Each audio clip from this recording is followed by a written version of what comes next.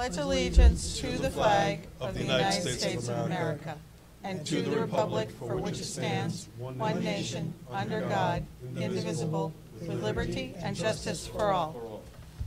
Thank you. Is there anybody on public who signed up to speak under public comment? Nobody. I don't see anybody. Unless Claire's going to break that rule. Why do they have your gavel? I don't know. I don't need it. It's okay. Thank you. I didn't even notice it was there. No, I'm fine. I won't use it. So there's no public comment signed up for today. So what we'll start with is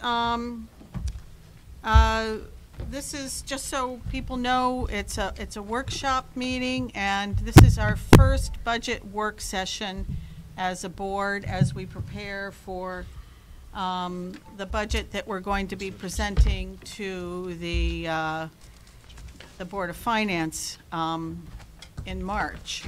And we have on our budget calendar until the end of February to get to the point where we're ready to, approve a final budget in time to meet our deadlines in March. So I just want to keep in mind that this is a working session, that these are our first chance to look at these numbers. That doesn't mean this is where we're going to land. We're not being asked to make any final recommendations tonight. So I hope that everybody will approach the discussion and the working session with that in mind. This is a time where we can ask questions, learn more, and begin to narrow down what we need to know more as we move forward with the budget process, okay? For the newer board members, this is really a working session. So this is the time to ask questions, put your thoughts on the table. So I'm going to hand it over to Dr. Garcia to kick it off. And we're happy to have the staff here today to engage in this working meeting. Thank you. Thank you very much. As you said, this is a workshop session. It's the opportunity where we have lots of discussion, lots of questions, no final decision. But we take your input very seriously, and we go back and we rethink and we research and we get back with some answers to you. Just to give a little about the process, we started this about in the month of November with the principal and department head coming to us with their requests and their staffing. Then we went back and they went back to their school and met with their SGC and looked at different requests. Each department also did the same process of looking at their requests and coming up with a budget for their department.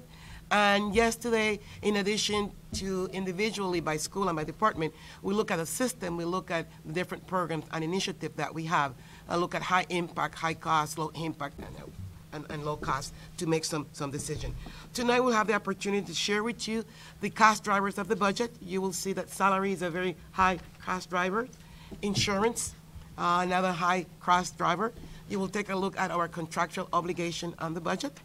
You'll also have an opportunity to see what are the requests from the different buildings. And we'll look at also at some of the expenditure. We're not looking tonight at much of the funding sources, but the expenditure. One of the areas that we'll be discussing tonight is special ed, and that's why I have Mr. Pabon here sitting at the table. I want to appreciate the question from Dr. Galucci that sent me a question about special ed. And if you have any question about the budget, please send us a question and we will get an information. But special ed is a very high topic, high impact, high cost topic.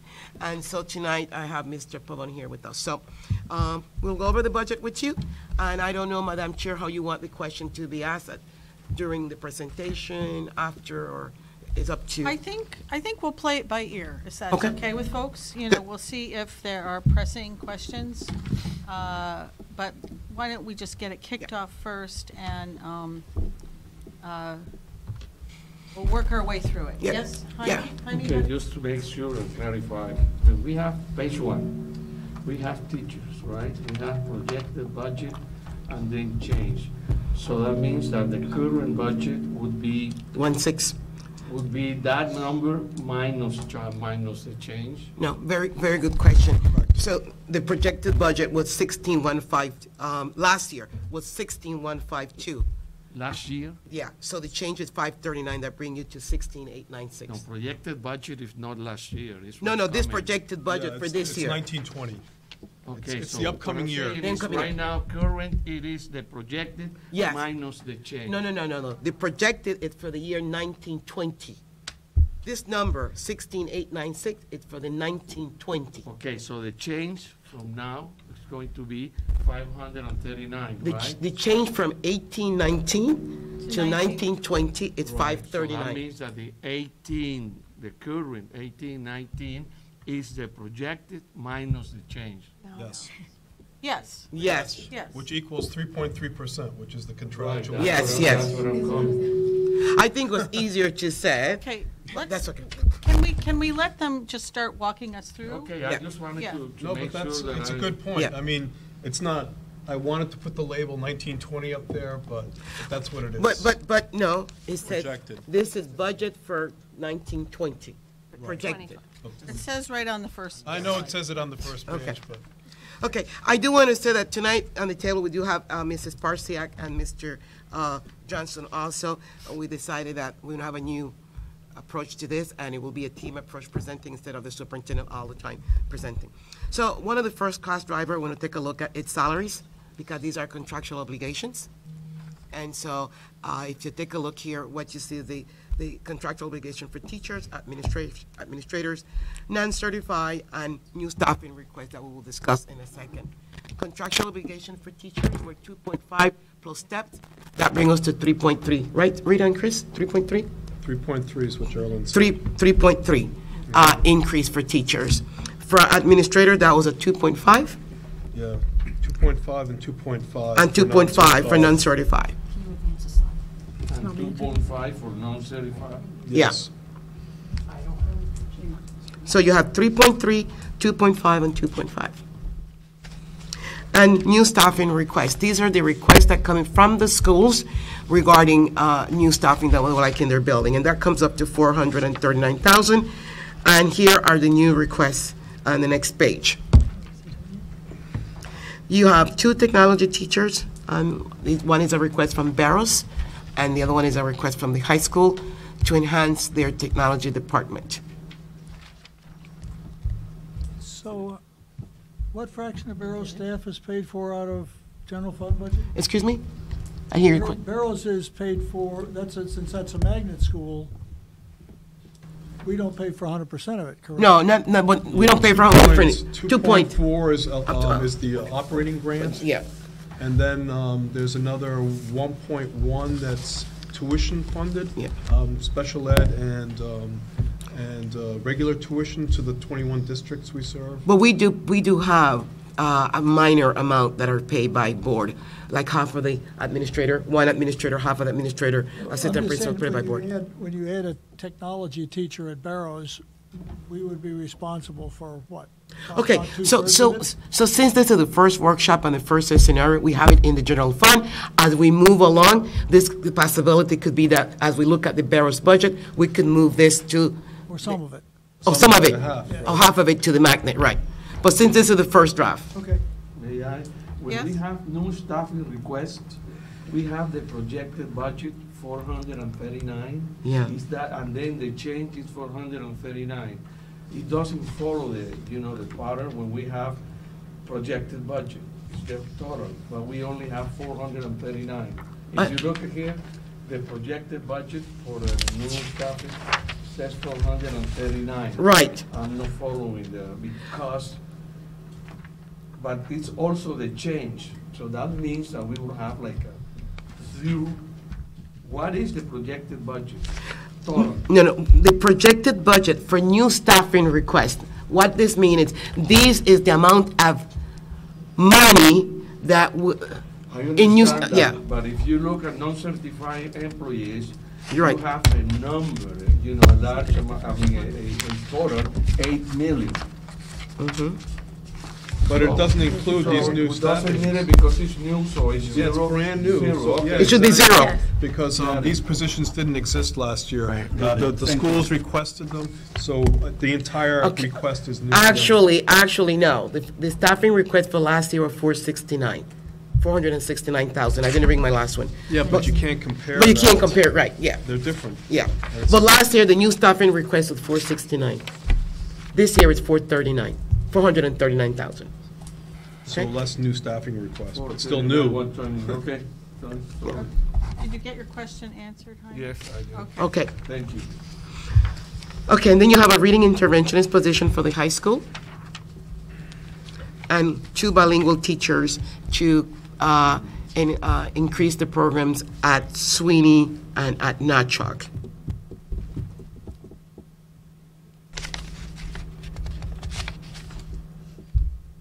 Anybody have any questions on that? So I did not put here, for example, German, and so when we go to the second draft, I'm working with a high school, for example, I would like to see 0.5 German teacher for foreign languages at the high school. We're still discussing with the high school. They asked for the reading interventionist, that's their position at the high school. But I would like to see, it's not my decision, it's the high school decision, an increase in foreign languages at the high school. So, But right now, these are the requests that we have received from the. from them. From each school. yeah, these are the requests from each Total- school. Total new staffing Right. requests at this point are 5. Right. Okay.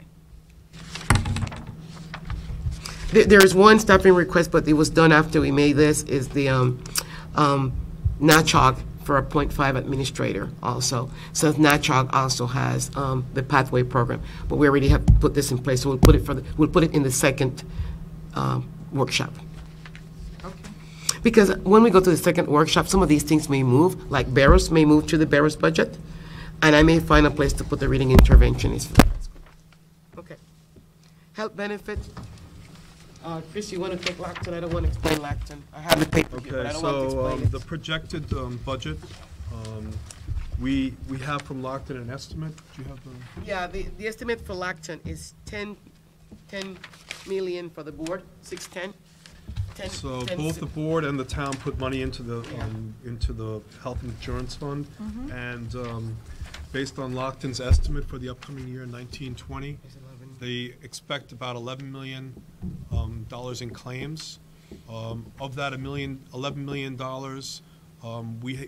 we have the employees pay 20%, the co-pay approximately, so that takes it down by 2.2 million.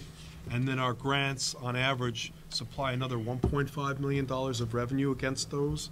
So our net amount of claims is about $7,332,138 based on Lockton's estimate. But then we also have to pay $350,000 to our employees for the HDHP cost share. Where is that? So didn't have it. that's, He doesn't it have ends it. up being included in that $7,682,000, Okay. includes $350,000 that we have to pay 50% of either the $2,000 or the $4,000 deductible. So that's not included in the claims figure that Lockton gives us. So I have to add that on top of the net number that I come to after I take their claims, reduce it for the amount of the employee cost share, reduce it for the amount that the grants supply us, to get down to a net number. I add back the 350, that gets us to the 7682. So this is the net number, but, Yes, and I like hearing your explanation. It would be nice if you could send it to us in writing. We have it, please, we so have it, could we see can that give it to you. math and that. Yeah. yeah. Okay. So, and that also provides for a small increase in the reserves as well, because what we've said is we want to try to rebuild the reserve to get more, into the reserve fund to get it back to 15%. So this will get us part of the way there. As I understand it, the reserve fund is now, if I understand what the auditor said last Wednesday, it's negative, correct? Yeah, it's negative 900, of which 450 of it is IBNR, in other words, not cash related, because it's a run out on claims. So the reserve fund right now is basically, as a reserve fund, is non-existent. In non-existent. It's, yeah, right now, it's close to break even, but not So now the there. question is, what's the likelihood that our medical expenses exceed the estimate by more than 3%? That I don't know. Oh, you know what it is. It's somewhere around 48%. Yeah, it could exceed. It's a It could flip a exceed. coin, it's almost a flip a coin. Yeah. In other words, that's a very risky gamble. We're taking a chance here of ending up the year, I don't know, $500,000, $750,000 short. Last year, we had $1 million higher claims, and I think that's kind of why we're seeing us having to increase our contribution by 1.9, is because instead of having 10 million, we had 12 million. finish. It's a random walk. I can only go by the estimates. I'm not an actuary. I would have to rely on Lockton's estimates. What I'm using is Lockton's But estimates. Lockton's Dr. giving Sewell. you the center of a random walk. But they're also providing me a margin. Yeah, but If the I margin. could afford a wait larger minute. margin, I would do it, but I Wait a can't, I don't minute. think we can afford a Wait larger minute. margin. They're not, 3% is a bad gamble. Yeah. We can increase it, but then the problem is our variance, our increase would have to be, our change would be like 10% increase. Okay, It would be a much larger number. The problem is because we have not kept up with this thing over the last Yeah. 5 years, the town, effectively, the town has painted itself into a corner, and we need to address it. Now, how the Trying town to address addresses it by it, increasing it by 1.9 Okay, I would million. appreciate I'm if sorry, you but would that both, doesn't address it. Murphy, excuse me, I would appreciate That if hides you, it. I would appreciate if you both did not talk over each other. Let each person finish the point Okay. that they're making. so if I, So, so- okay. so if I may summarize, yes, we have an issue. The issue is that money was not put in the reserve for the last couple of years. That created the problem that we currently have. Let me finish, Christian. You're not going to say anything right now at this particular time. I do hear what you said, Dr. Murphy. You said 3% is not enough. I do agree with you. But if we say, okay, we're going to put 10%, that it should be, I guess, the normal, then that means that we'll have to take a look at this budget. It would be a total different budget that we're presenting tonight. I mean, it's a decision of the board. You know, I work at the pleasure of the board. If the board said, we want you to increase this to 10%, we will do it. But Again, it can be done over multiple years. It doesn't have to be done all in one year. Christian, the decision of the board, that's not your decision. It's the decision of the board. Oh, well, but he's just I didn't point out, pointing out but one that's why we're in this option. problem right now, you know. I mean, the thing is, last year, we still had cash reserves. The problem is, we got hit by a lot of claims last year. Unfortunately, we didn't have the reserve to withstand that, but the problem is, I want to build it back up again. This is my best estimate as to what it'll take to cover next year's claim, plus add something to the reserve fund. That's all I'm saying. Can we take a look at how it would look with this 3%, and then you guys can tell us if We you can always say, add more. don't like it, you disagree? What I like, yes, I would agree to that, but what I want to say is that what we need to approach the town with is that this is a separable issue from our budget as a whole. Yeah, Because this is essentially, because it's a budget breaker, it's effectively a crisis issue. There is a nearly 50% chance that we'll exceed the 3%. And there is there's a chance, there's somewhere around a 1 in 6 chance that that we will exceed it by a lot. And the town needs to know that, because that's something the town should address separately from, this is the town's insurance as well as the board's Correct. insurance. It's a Correct. problem that ought to be addressed by the town separately from the budgets of either the town or the board. Okay. Meanwhile, I'm happy to go back to the board's budget. Be that as it may, it would be very nice to see those numbers that you cited earlier on, Christian, Yeah. We sent it to you. in writing. we send it to you. I'll We send it to you tomorrow. And when you get a chance to type it up. And the other thing is that, you know, one thing that I'm not clear, I agree, I understand what you're saying about this is an issue that we need to work on with the town, because we're in it together. But personally, I still don't feel confident that we've ever gotten a clear answer on what's the right target for the reserve in writing from Lockton. So, We have a new person on our account. You guys remember Todd Goodall? He left their firm, and we were introduced to our new representative. I think her name is Addie. So I'll ask her what the best, I think we need to get educated about that. I mean, That Dr. would be Sewell helpful. has been stating 15%. I'd like to get up to 15% again, and I think it's doable. But again, I have to do it based on their numbers. I don't make those projections. They but know our claim history. what I am asking for is regardless of where we are on our numbers, what's best practice in the field. It's divorced from what our numbers are, but we didn't, when we had Lockton here last fall, we didn't get what I believe were satisfactory servicing from them in answering the questions that we had. And so, divorced from where we are now, I want to know what's the best practice in the field. So we asked them that question. Yeah. Yeah, and I remember you asking that question, and they never gave us a good answer. Yeah. So what I'm hearing is that 3% is a very unrealistic number. It's very unrealistic. So why have it a very You unrealistic have to number? do something. You have to start somewhere. At 3%, you'll notice is quite an impact to our budget. Yes. Let's get to the end of this and you'll see. See, yeah. If you want to get it to 10, it has a more dramatic impact. So this is a big ticket item in the budget. I will say this is one of the biggest ticket item in the budget right now. Because if you look at the contractual obligation, that was 539 plus 52 plus 218. The contractual obligation is only 1.249. So this item is bigger than the contractual obligation in the budget. Yep. So, Are there any further questions? Yes, Tracy. Our benefits are married with the towns.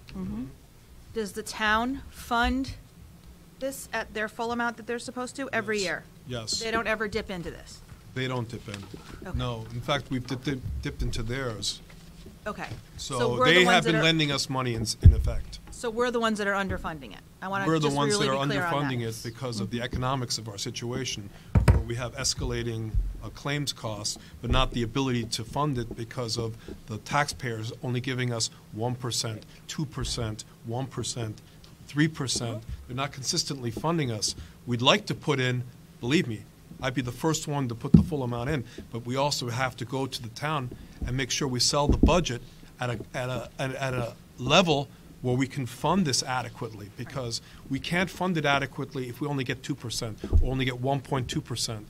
We can't fund it at the amounts that these people are telling us. So it's an all full press court to go to them and make sure we get between 3 and 4% to be able to fund not only our 3.3% teacher increases this upcoming year, right? Right.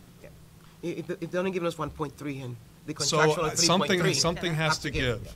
Right. So the thing is, unless we contract our positions or reduce our benefits or reduce our special ed ability to fund that, which we can't reduce because guess what? We have to show maintenance of effort, right?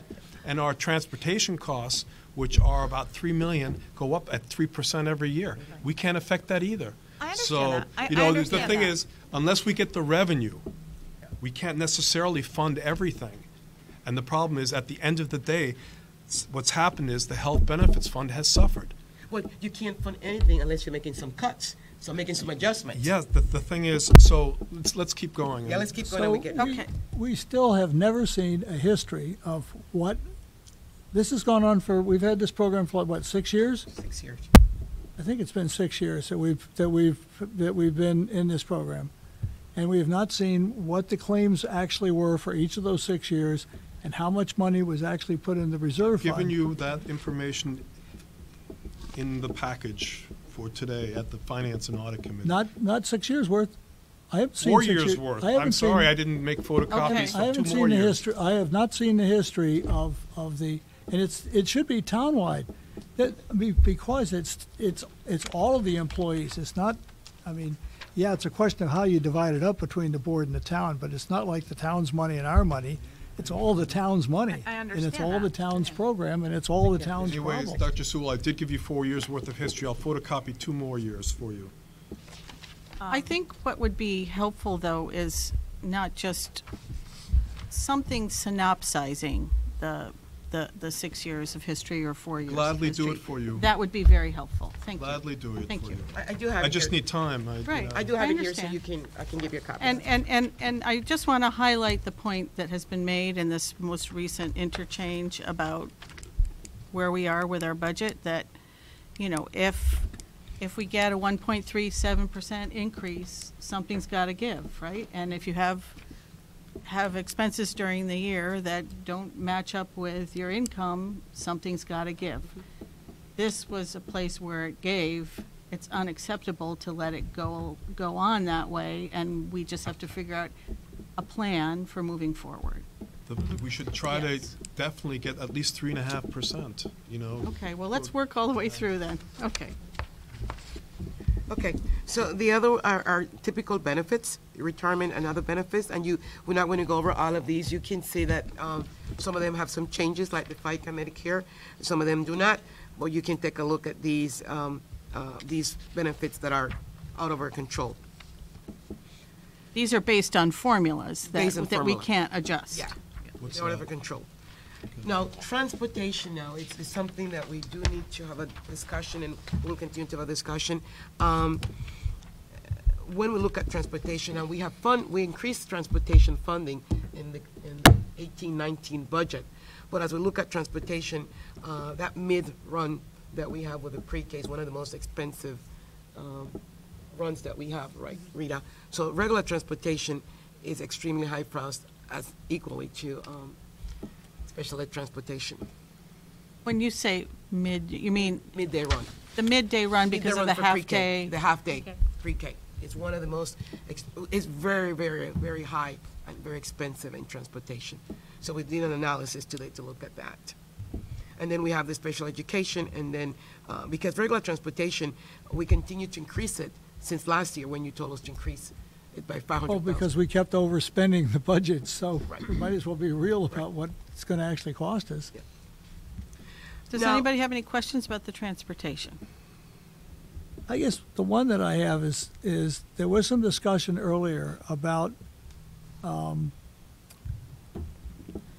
picking up school children, particularly in the city, particularly when the weather's bad, and whether or not we would benefit educationally from actually busing more. I mean, the current system was an effort to save money on transportation that never seemed to actually save money on transportation. So I wonder if over the next year we ought to take a look at how we're serving our students from the point of view of the quality of the education that we're delivering, and in particular getting the students to actually attend school rather than stay home because the weather. I mean, if you got up Tuesday morning and you didn't have a school bus close, it was kind of hard and it was windy on top. I mean, I walked out to get the newspaper and thought, holy cow. So I can understand how lots of children would not have a lot of enthusiasm for walking even a half a mile to a school bus. So I know it'll cost us more if we do things differently, but we ought to really look at how much.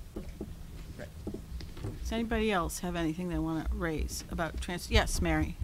I had wondered, just myself, other towns, when they have the out-of-district high school, such as the VOAG at E.O. Smith, they have all of the high school students bused to their local high school, and then from there, anyone who's going somewhere else goes together. So, Coventry and Columbia do that. I don't know if that's less expensive than having 2 dedicated buses to E.O. Smith. Or even the Windham Tech students are right across the street. Do they need their own buses? I don't know. I'm not somebody who organizes that kind of thing. So you're But it's just asking- a thought. You're asking, about- are there other yeah. efficiencies Yeah, that don't compromise the student's experience right. much? Right, yeah. Are there any thoughts on that? I think there are some efficiency there, Dr. Gallucci. I think the tradition of Windham Public School, and we have questioned this, and I guess we have not touched it because politically it has been to pick up the child at their own home. But other school districts like Livernois and Coventry and others, there is one central location. For example, in Coventry, you go to Coventry Middle School, and from Coventry Middle School, then they take you to, I think, Ellis Tech, I don't know where they go, to wherever they go. Windham Public School had not had that practice. They go to each child home or location and pick them up, and that have to be more costly.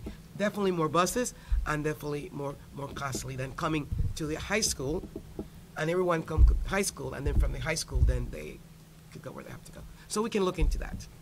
Okay. Surrounding school district do that. Anything else that people want to bring up around transportation? Questions, comments? Okay. Special education, out-of-district tuition. As you can take a look, this is a little bit alarming. So our special education tuition increasing, and Mr. Pavon can address that, but also our regular education tuition is increasing. And, as we increase enrollment in our district, this tells us also that this also tells us that the other magnet school and other schools in the area are increasing their tuition drastically. And Rita did an analysis today to show us how the tuition to those other schools are much higher than, for example, what we charge in the magnet school. Can you share any of that with us? You don't have it, but No, but I was just, stating that we send kids to EastCon magnet schools and their tuition costs, they increase them every year, 3%. 3% every year? At least. Yeah, so Barrows Has lagged. has lagged in what we're increasing at. Okay. That's good to know. and we did increase. Last year, we did increase it. We did increase Right. Barrows last year. Right. But we're one of the lowest Lowest. tuition magnet schools. Our tuition is one of the lowest.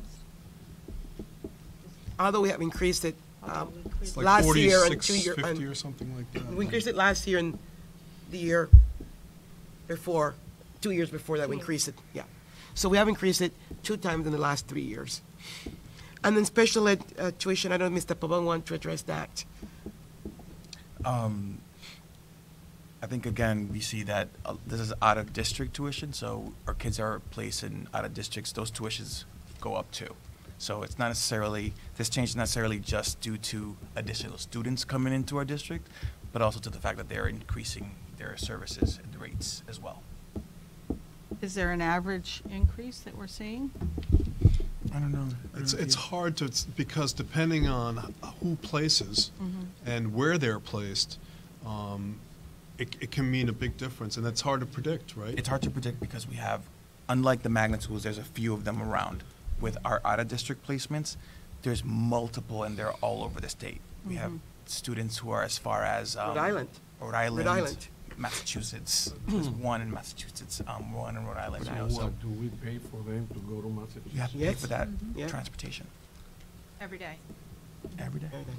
And it also, the change also reflects the fact that the state has not been funding excess costs to the degree that they're really obligated to. They've been declining their excess cost contribution to us, which also drives the cost of tuition up because we get less reimbursed. state. Yeah, they changed the formula this last year for what we get on excess costs, and Is it because it's less. the out of district, is it because the places when we send them, they have facilities or equipment or something that we do not? Correct. So we cannot provide whatever, the needs. Correct. demand. Whenever we're talking about an out-of-district student or a special ed student going out-of-district, it's because their needs are so significant that we don't have them within district, but also not even locally. Mary? So is this the out-of-district tuition and the transportation for special ed? The transportation is up above. On the top. Okay, Transportation is oh, on I top. see, yes. So we have in-town special ed, and also out-of-town special ed. The in-town is done by M&J, the out-of-town is EastCon. EastCon, right? And also Coffin or whatever. Coffin. Yeah, I just wonder what the in-district special ed, is that in a different part of the budget? What we pay? That will be in the regular ed. That would be in general. In budget. general, it will be in the regular. If it's the in-district special, it will be under the regular ed. And none of these outplacements would be, have we ever had the ability to deal with, I don't know, autistic students or medically fragile? I mean, I'm just curious. We do. We do have in-district programs for autistic students, behavior students, medically fragile students. When we talk about out-of-district placements, we're talking about those students with those same categories and more. So, Very as you know, complex. very complex profiles. No one student comes with just one checkbox, right? It's multiple checkboxes. The students that we don't send students out of district unless we know for sure that we have tried all of our resources within the district first. We go through the least restrictive environment, pyramid, and if the child needs an out of district, it's because of their complex profile and needs. Mark? Are we still having a dedicated person to aggressively go after Medicaid, Yes. Medicare Oh, money yeah. for us? Yes. Yes. Oh, yeah. We're doing Yeah. much better than we Yeah. did in the Yeah. past. Oh, yeah. And are we looking at, because one of the mistakes we've made in the past is we eagerly went into in-house special ed, only to find out that we actually lost money because it cost us in the special ed money from the state. But there's a point there, there's a tipping point where you save the money by keeping them in district, but you don't get the money from the state because you haven't spent as much money. You're talking about Are excess we- costs? Excess costs. Yes. Have we? No, we have. Keeping an eye on that's that. what Chris was just talking Yeah. about, is that the state changed the formula, so we're actually getting less in that money. But the students that we have who are out of district, those are the ones who are probably going to meet the criteria for excess costs, and I'm- most of them do.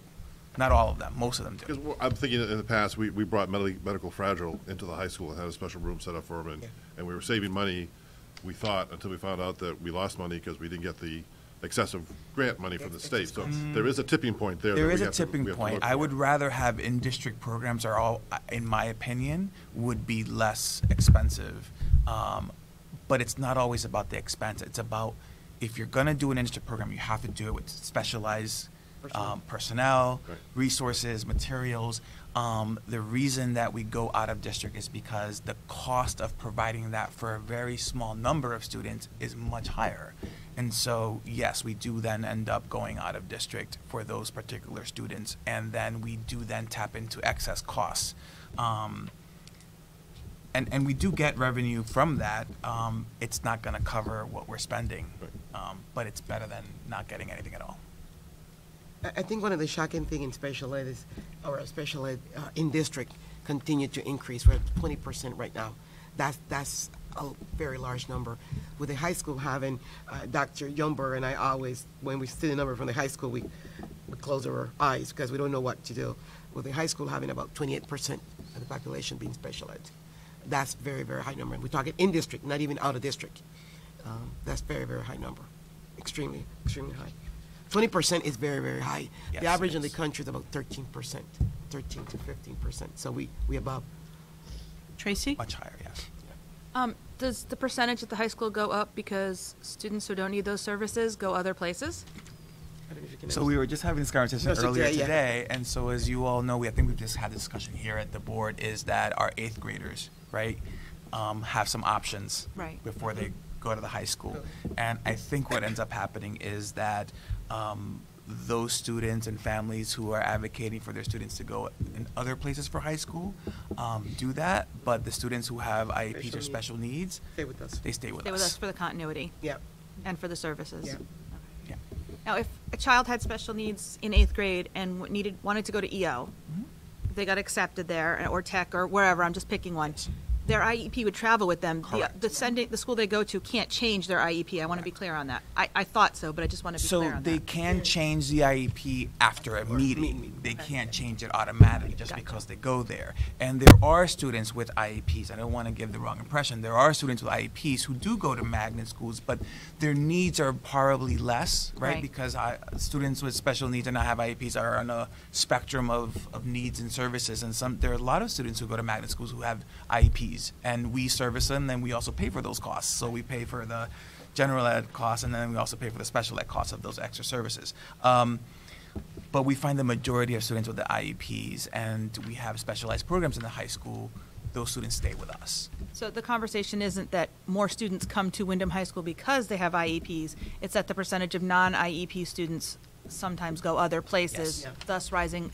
Somebody said to me, Increasing our the high school IEP was, the high school special ed rate is so high because they're all coming to Windham. And I said, they can't come to Windham. If they came to Windham from somewhere else would have to pay their Yes. special ed costs. They're Windham students, but the percentage goes up because they go to other schools. They So- have other options. Correct. I want to add one more factor, and so I think we discussed this last year. So it's not so much, so that's one factor that you just talked about. The other one is that we do get students who come to Windham with IEPs already.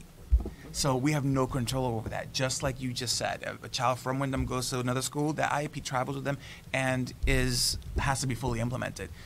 They come in with an IEP, we have to fully implement that as well. And we have seen an increase over the last several years. Has always been district-wide, but especially at the high school for some reason.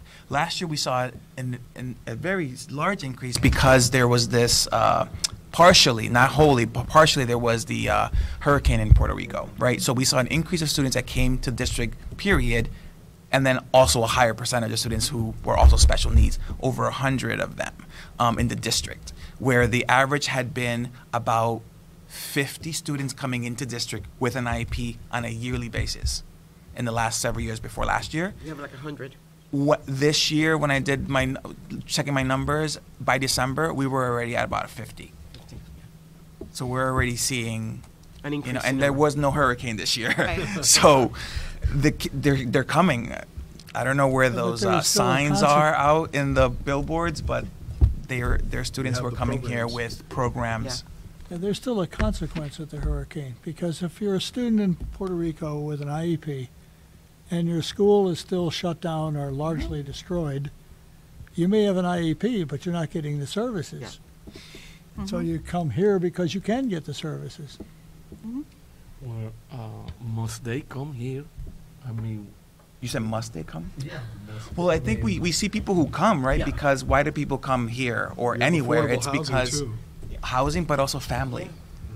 A lot of people who came Come to for support. the Support, support, the yeah. shelter. Yeah. Not all the people who came did stay. Some of them then end up either going back or moving other places, but a the network. majority of them stayed because what you find is a community, and you find a community of people who are supportive and who will support you as you. It's not easy to be, transplanted into a new place, not by choice But the always. bottom line is, you saw the increase in special ed, you see the increase in need of students, you see the increase in enrollment of students. So the increase in money and cost is well aligned to the increase in students coming in and the increase in needs.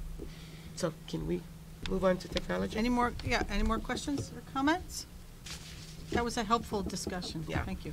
So we did put special ed on the agenda as one of the items because we know that special ed is always a big ticket item for discussion. Technology, an area that we have invested over the years, we continue to invest. Those recently, Mr. O'Neill department put out over 125 brand new Chromebooks to the elementary teachers. They're all very happy. But technology changed very rapidly, and so as you put in 300,000 one year, next year, it's one of those areas that you have to invest on a yearly basis. You just cannot let it go. And so I think the district is really, we have a technology plan and we're doing very well. For next year, already we started this year, Dr. Youngberg is looking at implementing instructional technology in the classrooms. And so for next year, there is a change in technology, but as you can see, we want to continue with the Chromebooks. So we're moving out to 8th grade and 11th grade at the high school, and refresh on hardware. And hardware and refresh area has to take place. The teachers, one of the complaints they always have is the computers need to work. They don't need to spend 30 minutes waiting to log on, to get on. When they wait 30 minutes, that's time that they lose in with kids. So refreshing the system and the hardware is something that we do on a yearly basis. Brandon, anything else that you want to add here? This is your department. You covered that very well. Oh, thank you. I'm learning from you. What is the miscellaneous, the 80,000 miscellaneous? He probably doesn't. Okay. This could be I software. don't have the exact breakdown of, I know how I This gave it to project. Chris and Dr. Garcia, and this is transformed a little bit, but I believe in that is hardware for secretaries, like or administrative staff, EV type equipment, stuff like that needs to be refreshed as well. Just not actual computers or network equipment. Real miscellaneous. Then. Right, exactly. Okay. So I have Go ahead. the question I have in this area is, how aggressively are we pursuing grants in this topic? Because this is an area where there are foundations that are interested. Now, I do understand that the problem of going after grants is that sometimes the grant wants you to do something different than Right. what you're planning to do, so it doesn't always fit Yeah. the need. But how aggressively are we going after grant money? Because, when you get to the bottom line of this thing, we're not gonna get a 9% increase. So we need to find some way of getting some of the things that we need from other sources. So we have not come across of any grants for computer technology. We're willing to do the research. However, I do know that the technology department pursue the E-rate very aggressively. Is that correct, Randall? Yes. Yeah. So we do go after E-rate aggressively, but I have not seen anyone. It's grants to support the number of- education that allow you to buy computers as part of the grant is what you have to go for. I haven't come across any. The number of those, like in the last, 5 to 10 years, has decreased significantly from, say, the early 2000s or even the early 2010s. There are some grants out there for the programmatic piece of it, but they don't cover the hardware or infrastructure costs as much anymore. Okay, too bad. But if anybody has any leads, let us know, right? Brendan, are we still part of the consortium we joined a few years ago to buy electronics and technology and stuff at a discounted rate? Yes, we are. Thank you. Any other questions on, or comments on technology? Okay. So we're on to the next page. The purchase services. Kelly Services is our substitute service that we use for teachers, for certified personnel. And Delta T is new to us, it's a new system, is what we use for the non-certified personnel. So before Paras and non-certified, they'd have substitute, but they were paid in-house through our general fund. Now we have a system called Delta T, and it goes through them. So this is the initial budget. This is the first year that we're using it, so we don't have any baseline at this time. That's what we used to use before. So Delta T is, I'm sorry, May I? Yeah. Yes, It's go right ahead. It's a Kelly Services for the non-certified. And nurses. And how does that get paid? What percentage do they make off the top of? You They, had to pay like $150 per day to Kelly Services, and 98 of it went to. they charge I us, think it we went up, pay but- $18 per day, Per hour. $18 Per hour? They're hourly. hourly. They're These all are hourly employees. Not per We diem. pay $18 per hour for salary and their percentage. $18 total. Right. That's a lot of money. Do you know what what the hourly rate the non-certifieds get? It's all over the place. We're Police, yeah. talking about parents, security. Nurses. secret It's not one. secretaries. Nurses Nurses, are much my higher, You know, so. So it's a flat rate of 18 for us, no matter what. right. The 18s are position is. paras. The 18 are paras, which is the bulk of Delta Services. Okay. But if they had to send us a substitute nurse, that would be higher to the Much higher, district. right, right. Correct. But nurses, we've always done Delta T. Always. It was, Delta T came on with the paras. So can we find out what the subcharge Sure. percentage is per, or how that breaks down according to their contract? Yeah, because we do have that contract with them. I just remember a couple of years ago, it was $150 a day to Kelly Services, and the teacher was only getting $98 or $99 a day, and it had to go up because of minimum wage, but I'm just wondering what this percentage is. That's a good I question. think their markup was 30%. Yeah, something like that. Actually, we're having a meeting with Delta T next week, so we get you that information. Thank you. And just on that line, I'm ignorant about this. Are there many services? I mean, are there many options for contractors in this field? No. That's what I thought. Struggling. Right. No. So you're sort of over a barrel, aren't you, Yeah. with, We had 3 people, when we RFP'd, 3 people applied Yeah. to provide services. But we're having a meeting with them next week because we're not getting good feedback from our principals about the services, so we're meeting with them next week.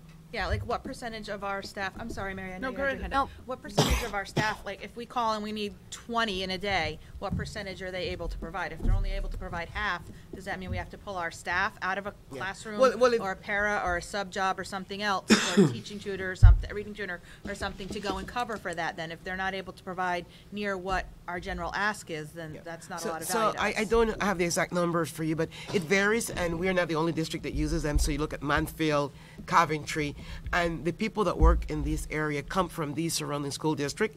So if you're in the Hartford area, for example, they have a larger pool, but people from Hartford don't want, nurses will come from Hartford, but somebody in Apara doesn't want to come from Hartford all the way here. So their pool come from the surrounding towns in this circle here.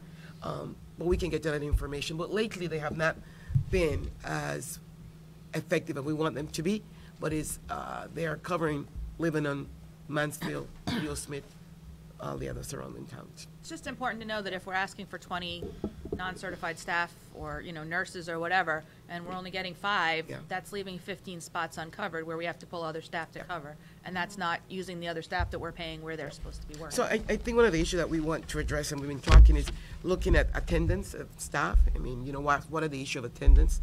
And, Kelly Services does tell us, for example, there's a particular day in the week that you can look at a particular school on a particular day in the week that teachers are out. And so we want to look and see how we can Look address at those those patterns, yeah. Those patterns are there. And the patterns that they're pulled out for meetings or other things that they Yeah, have to go yeah. to, that aren't, they called in sick, they have to go to central office, and for the high school, it's in the same building, but for Windham Center, that's a hall, so, those are reasons that if they're out of the classroom, that affects needing to get some kind of a sub too. Thank you. Okay. So, yeah. Any other questions on this? Yes, Mary?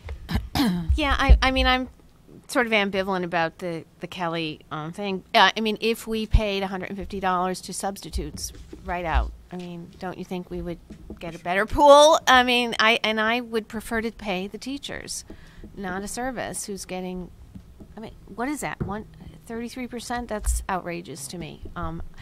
But contracting out, outsourcing, those are really problematic issues in my mind. But, everybody's doing it. It doesn't make it right. So I think the reason why the district went many years ago to Kelly Services is they find out that they couldn't get the number of substitutes that they needed. I think the district has been with Kelly Services right now about 6 years. But the pay was terrible, even when we did it ourselves. So rather than raise the pay for the substitutes, it seemed that we went and got this company and paid them. Yeah, so I'm just wondering what would happen. I get to that information too. I know that we pay them, I think the substitute get like $110 or something like that. I had to go up a few years ago, if you remember, Dr. Sewell, because the minimum wage went up. Yeah. We had to have a meeting and talk, like 2 or 3 years ago, yeah. Yeah, The they're minimum getting wage went up. $115 right now, But then $115. $115 a day. The $115, The teacher subs? sub, yeah, Teacher stop, and then it goes up after. 115, $115. was there at 125 at some point? Kelly? No, Never? At 115. 125? In-house. I think we have them in-house, they get $115. okay. So But we the- have a okay. breakdown of the percentage of subs we don't get that we request. So we're asking for, how the charges work, right? What we're paying in, for the service versus what's getting into the hands of the substitutes. And we're asking about data on the success rate, success rate of filling the need on a day-to-day basis. What's the record on that? That's what we want to know. Okay. And Mary has raised the issue of, does it make more sense to do it in-house and pay people more rather than pay for the administration and subcontracting?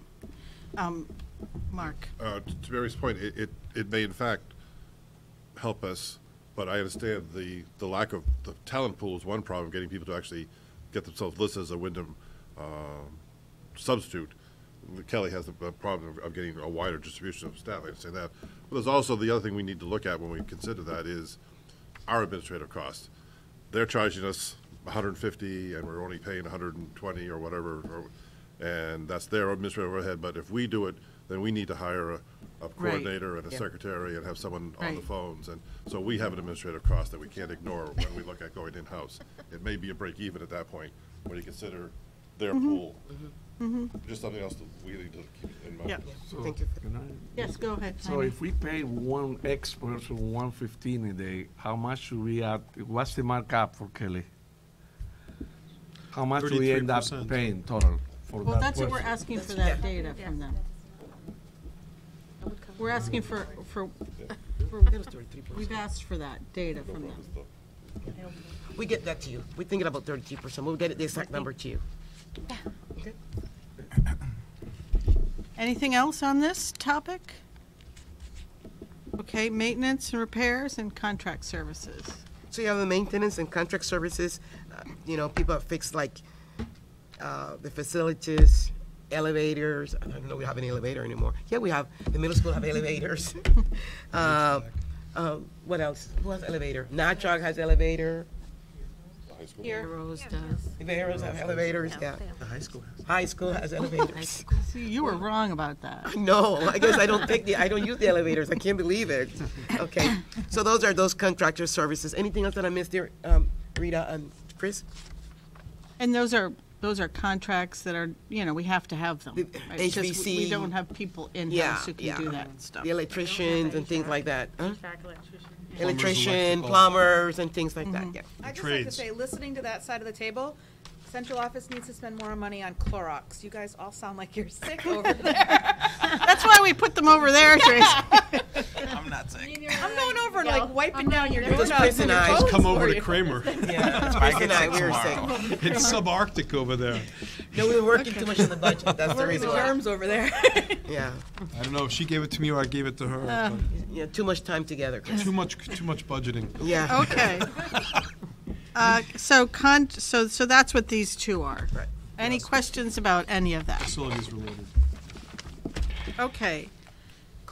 Estimated grant reduction. Yeah. So this is what we know That's so not far. a nice title. And Miscellaneous data.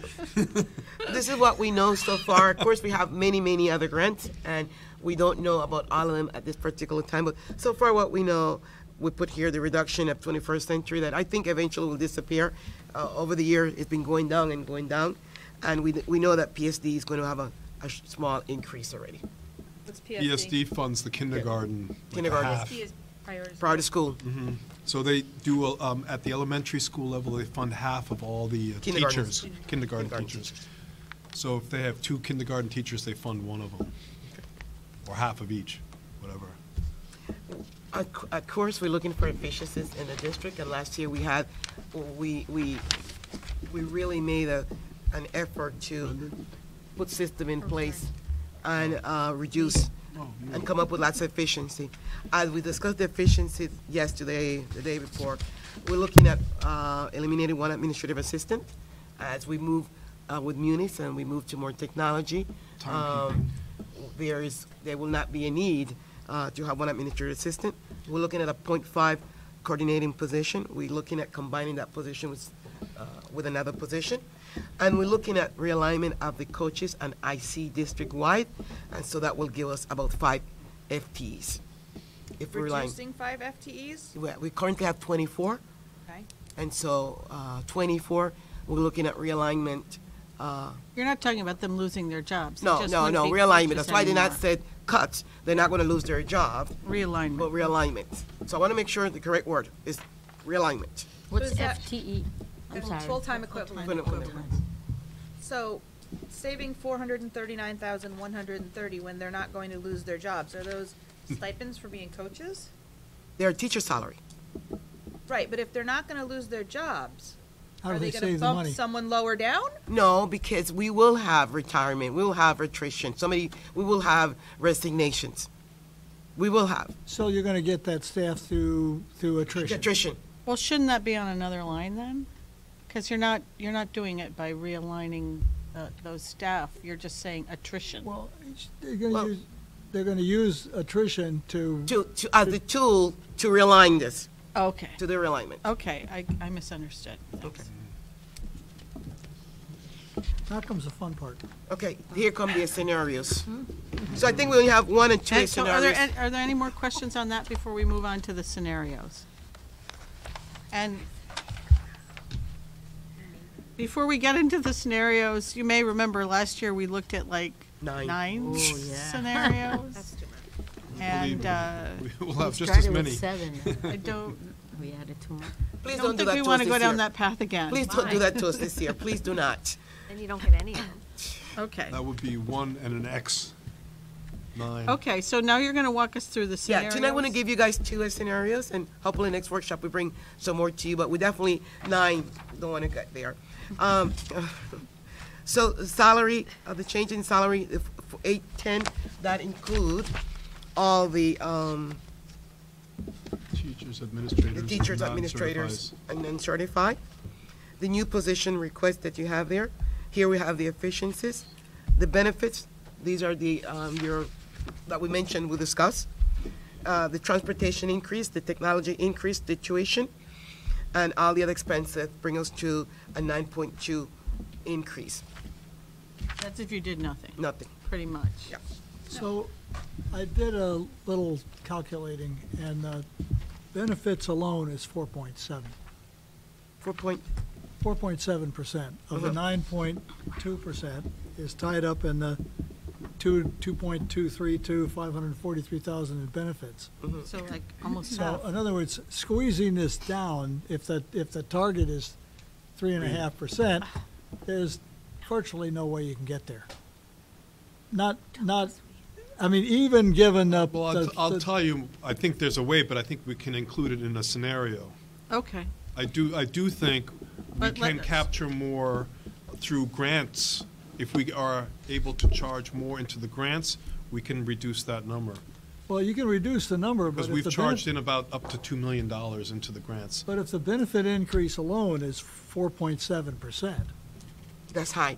So I don't agree with Chris in that, because the grant is what we use to provide our professional development to teachers.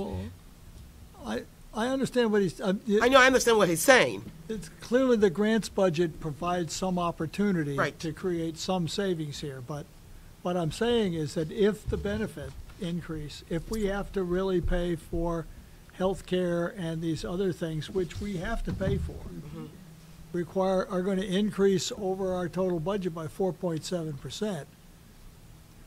Plus the contractual obligation, 3.3, right there you have. Those are the big The cost salaries, drivers. the obligated salary increases are 1.7%. If you throw in the new positions, you've got salary increases at 2.6. You got benefits at 4.7, you got tuition at 1.5, 1.48. Those are the big numbers in this whole 9.2. But those are gonna be hard to squeeze. So, Well, we're squeezing them a little in the next one. So we're going down to scenario number 2. so do we want to talk about both scenarios before we talk about one anymore? Let's hear both. Okay, Okay. we'll hear both. So in scenario number 2, another small changes. We will go and also do the realignment of the coaches district-wide, 3 more. So we have 24. We can live with 16. The district can function with 16. So we went from 24 to 16.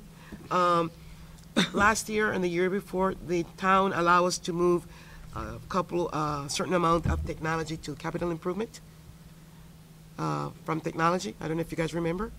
So we're hoping that we could remove at least 50% from technology. 700, we could move at least 350,000. So we'd move that over to capital improvement? Right. Okay. I think I can move 1 teacher, the reading teacher, and 1 technology teacher into one of the grants.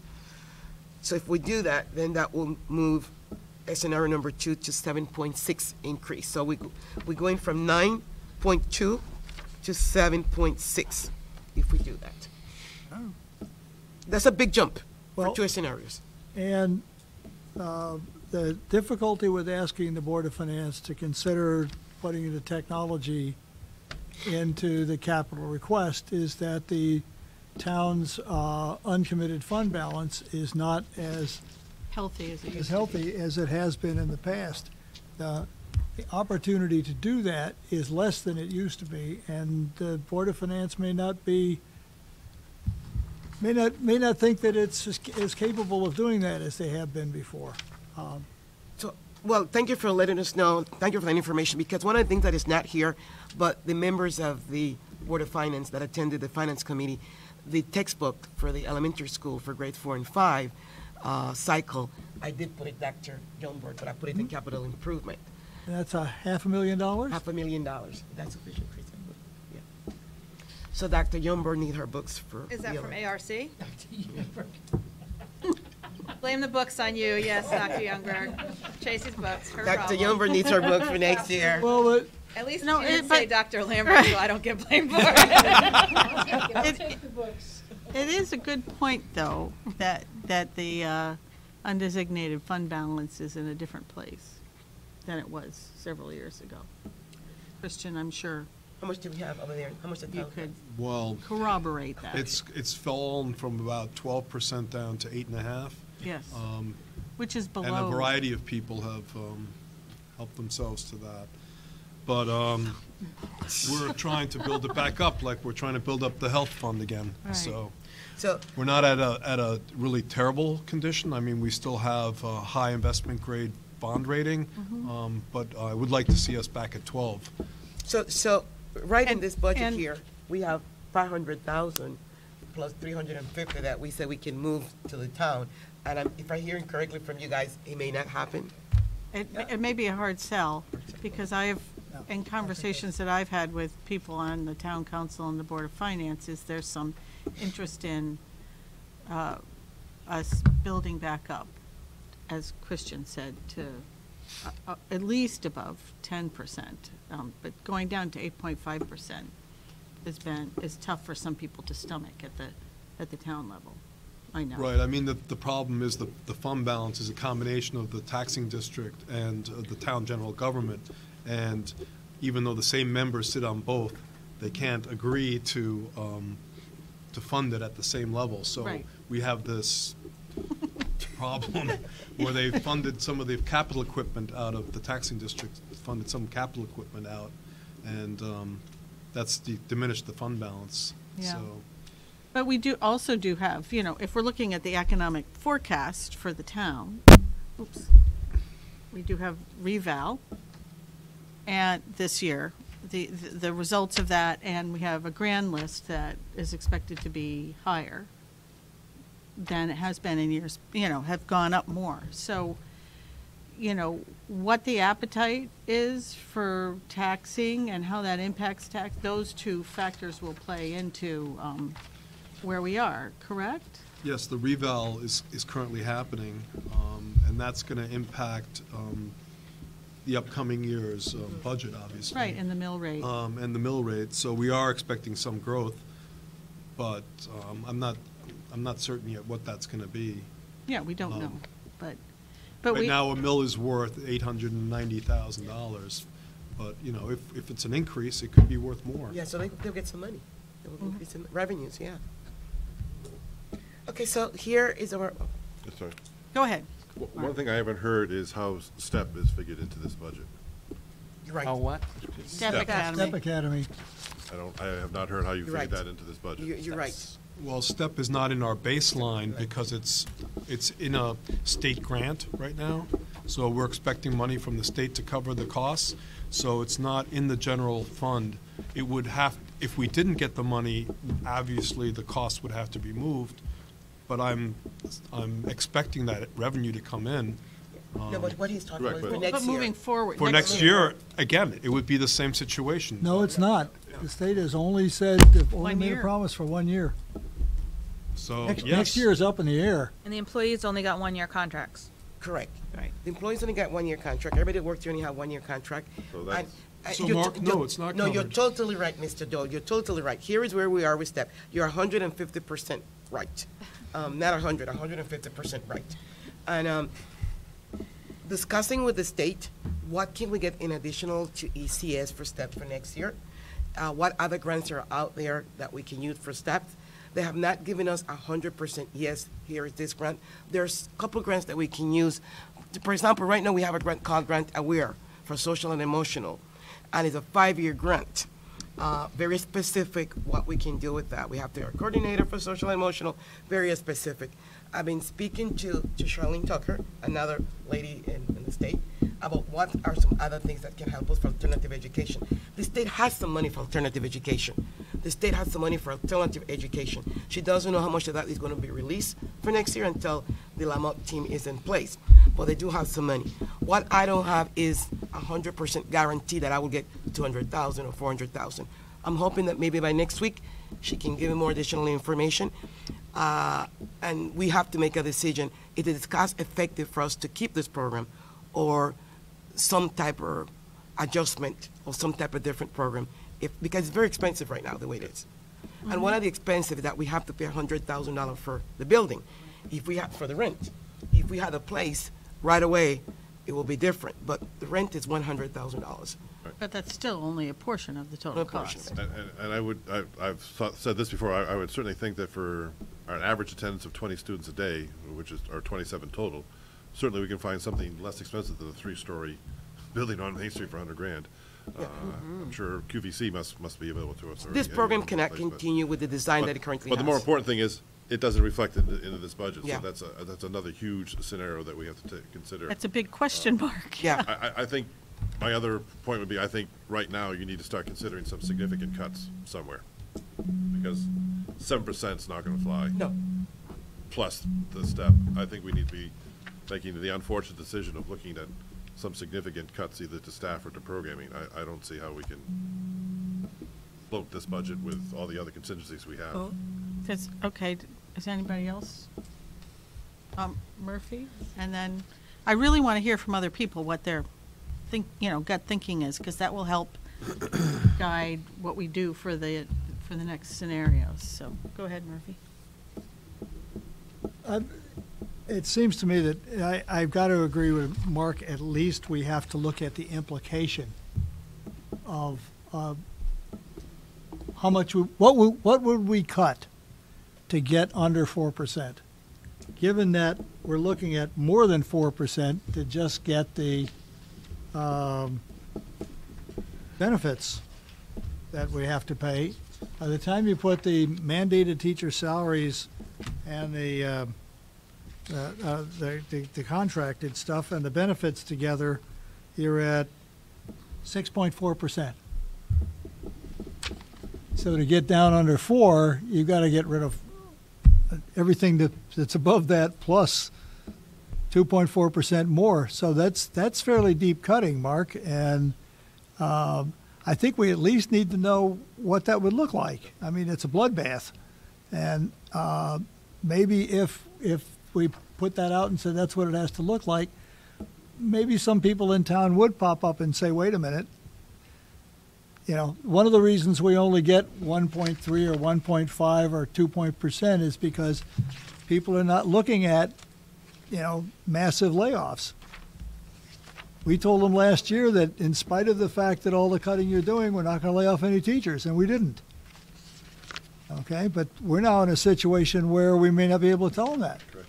And we need to be honest with, what it looks like and then let the public think about, and we have those forums scheduled. We can have people come talk to us about what that looks like if, in fact, we have to get below 4% by making substantial cuts in programs and staff. I think, Dr. School, you've got a point there, a very valid point, because when we got 3%, the 1 year we got 3% is when there was a threat of cutting after-school programs. We had the rooms packed with people, and that showed the Board of Finance that, there was real support for the school's budget. I think the threat of cutting programming will get people to come out and vote for the school's budget. I don't want it to be projected, though, as we're cynically putting out a budget, but I do think people need to know what the trade-offs are. What are the What are the trade-offs? trade-offs? If we're, I'd be very interested in hearing from everybody on the board, if possible, what you're thinking right now. So, anybody else want to weigh in? Any initial, Mary? Well, there have been so many years of flat funding or 1%. Ridiculous yeah. one. I mean, it should be 7%, or minimum. And we just keep cutting, and it is a bloodbath. It's been a bloodbath, recently. I feel very uncomfortable about, further cuts. I think there's a lot of things that are compromised this year, actually, that are compromising children's education, maybe safety, maybe order in the schools. And we're not looking at everything right now, even. we're looking at numbers, I think it's alarming. I don't like to go into the public saying, this is it, we're cutting X number of teachers. I find that maybe it worked in the past. All I know is people do advocate for the budgets. The Board of Finance seems to do what they want. I don't know if it's too late to look into the state health system. Would that be savings? I don't like to look at cuts, so. Well, I'm asking people what they're thinking, so. Yeah, Jaime? Yeah, I would also like to know if there is a way in which we could kind of know how much any of these increases is going to transfer onto how much taxes. We have a 9.2% with scenario one. How much more in taxes will we see? If it was just the education budget? Yeah, for the education budget. Well, this is 4 mills. 4 mills. 4 mills. If you say 900,000, 9 times 4 is 36, right? 4 mills. It's 4 mills. Well, And a mill is 100,000? No. so And 1 mill is 800 and 800,000. something thousand. if you're looking at what it's going to cost the taxpayers, we have not yet talked about the increase in ECS that the state paid last year that was the legislature actually voted for after the budget season had pretty much nailed the budgets down. So it's currently in the town's budget. We didn't get that But when money. you sit down looking at the way the budget vote is structured, I assume that the ballot would have the full amount of ECS, including last year's increase in it, which would mean that there would be, you'd have to subtract that from how much the town tax side was from last year, and then add back how much the increase to this budget has to be. So it wouldn't be, in terms of increased local taxes, it wouldn't be that much. It wouldn't be the total amount here. I don't think the town will go for that because they already have that money in their budget. Right. So I don't think they will go for that because that would create. Well, no, it's according to the legislature, it's educational cost sharing. So that may be part of their budget, but it has to show to the taxpayers. I mean, they're going to have to go and ask the taxpayers to give them that money themselves if they want it. I don't see. Just back to, back to what Jaime asked vote to the for, legislature that and makes then I them. want to get back to what you're saying, but what Jaime said about, would it be helpful for us to know from Christian what each percentage increase means, what 1% equals what to taxpayers? Gotcha, okay. That's That's the basically, helpful that thing. would be. That's sort of what you Sensitivity want. sort of thing. Yeah, pardon? Like a sensitivity. Yeah. give or take, So a 1% increase translates to what for the taxpayer? Well, And it would have to be general because we don't know yet what the. Yeah, what more the or real- less. I don't know what the what- reval's going to What the be. reval's gonna do, Yeah, or the what the reval grand and list is what gonna do. ECS is gonna do. Right.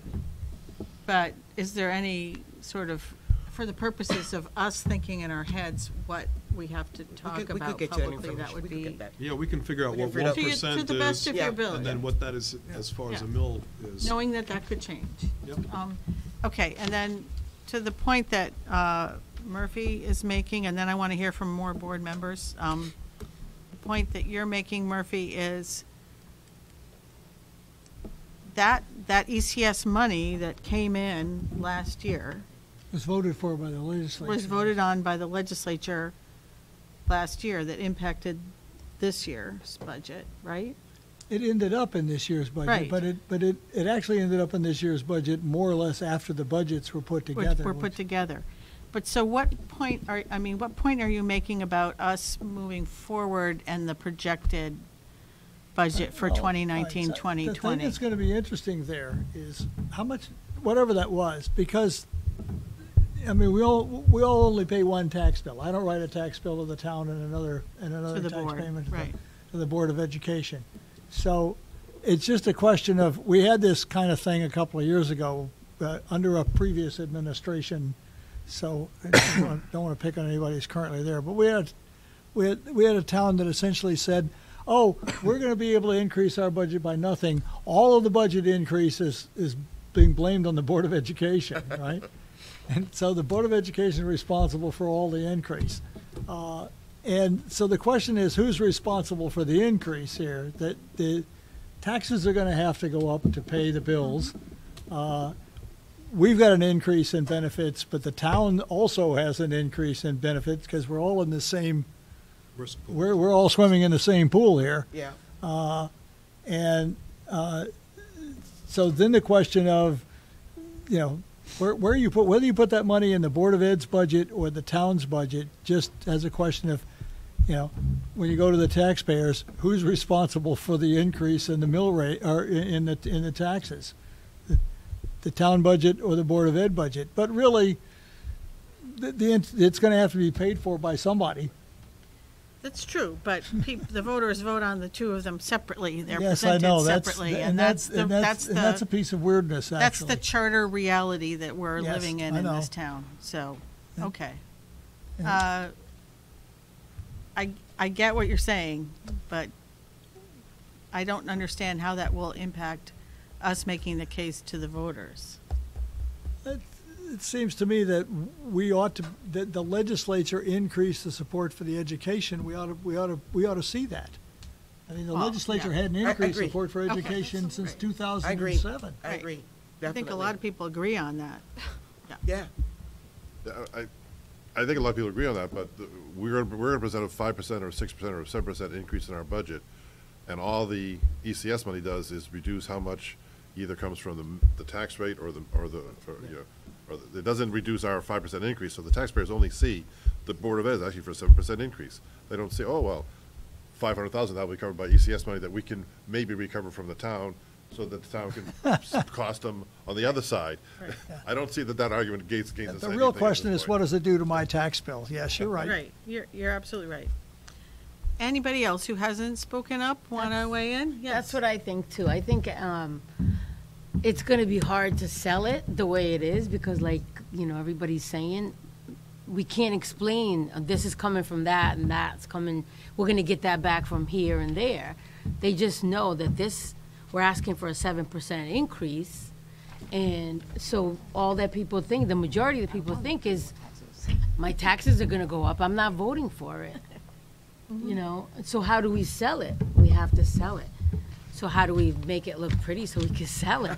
You know, we have to That's sell scenario it. 9. Mr. Johnson is absolutely correct that you cannot forever increase your expense side by 3% and only increase your revenue side by 1%. I mean, Something's gotta give. that's elementary school math. I mean, it Right. just won't work. Anybody else? Susie or Tracy? I just think it needs to stay as far away from the classroom as Yeah. possible. Mm-hmm.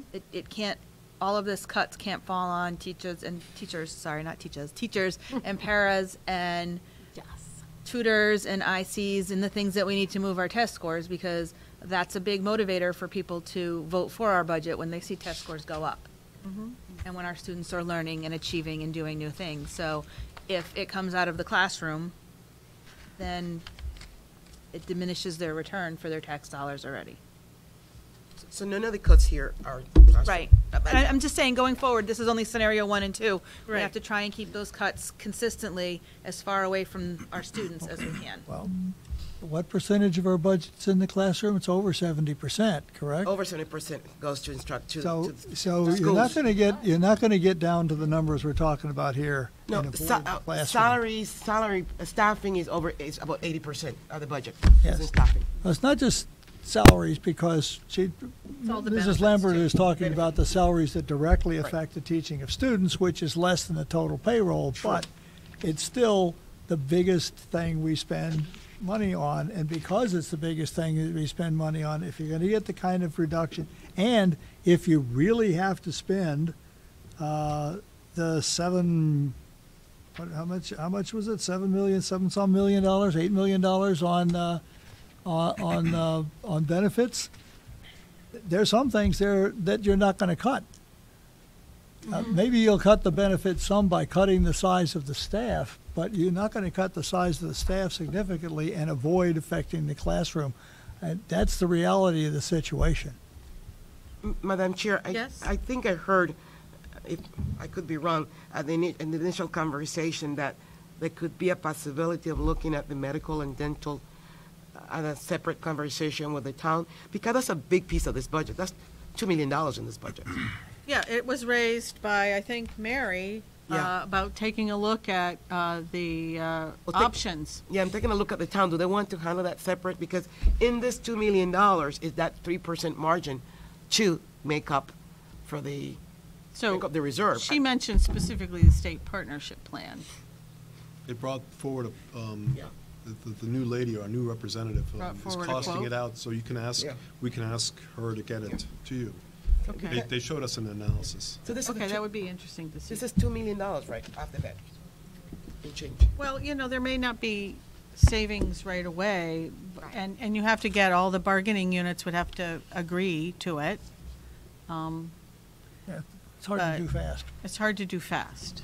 That's the trouble. That's why, to really do that, you need to start, like, after we get through this budget for the next budget, but,